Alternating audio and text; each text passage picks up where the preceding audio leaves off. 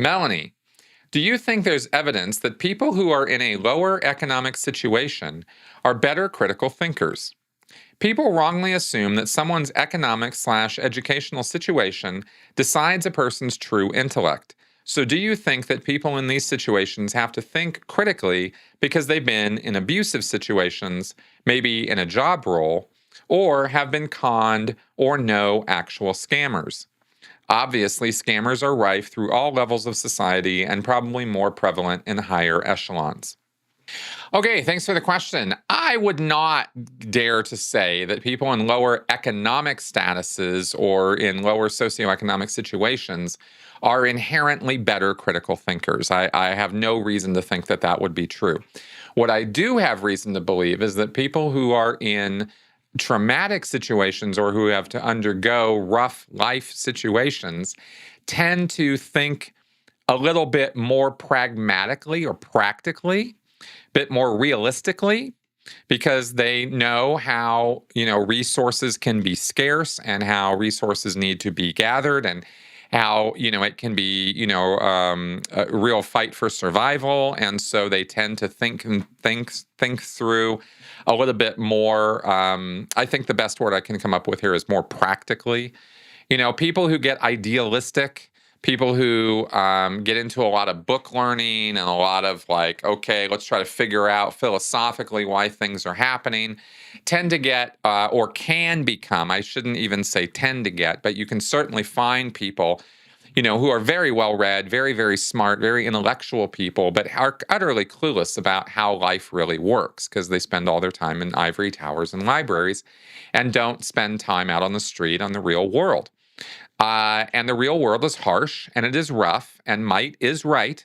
And, when you're scraping for existence, morality becomes, the interesting philosophic discussions about morality don't matter when you got a hungry kid or when you haven't eaten in a few days, right? So that's where that's what I mean. The school of hard knocks tends to be a rough taskmaster, and you either learn the lessons and survive and make your way with street smarts. We call that street smarts or street savvy, and get along in life. And from a very practical point of view, where it's harder to fool you with smoke and mirrors. And maybe that's a reflection of better critical thinking, but I would call it really more practical thinking. Because critical thinking involves thinking through problems and sequences and logic and understanding, logical fallacies and where we fall down in our thinking. And if you don't learn about that stuff, then it doesn't really necessarily come natural to you. There's a certain amount of street smarts and practicality that can get you a long way, but you can still be fooled easily. So, and you still have biases and you still have prejudices, and you might not even be aware of what your biases and prejudices are or how they work. So you can be, so you can fall for, not knowing those things about yourself or about other people, and therefore, run into just as many troubles as anybody else. I mean, hell, look at how many low-income people fall for multi-level marketing scams out of pure desperation.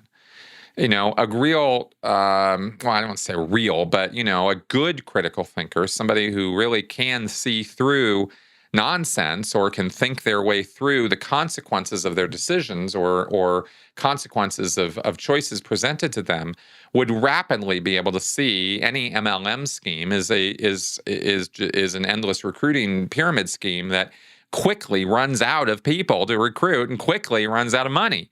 And it's really just a scam, and everyone involved is getting scammed. So, that would be an example of where there's not good critical thinking in lower socioeconomic status folks, because they almost are the bulk of who joins and gets part of MLMs, right, all over the world. So that would be an example I could cite as to why I'm saying or talking about this the way that I'm talking about it. So anyway, I don't know, kind of a broad question. I hope it was a broad enough answer to to take in some of the most important parts of this. And there you go.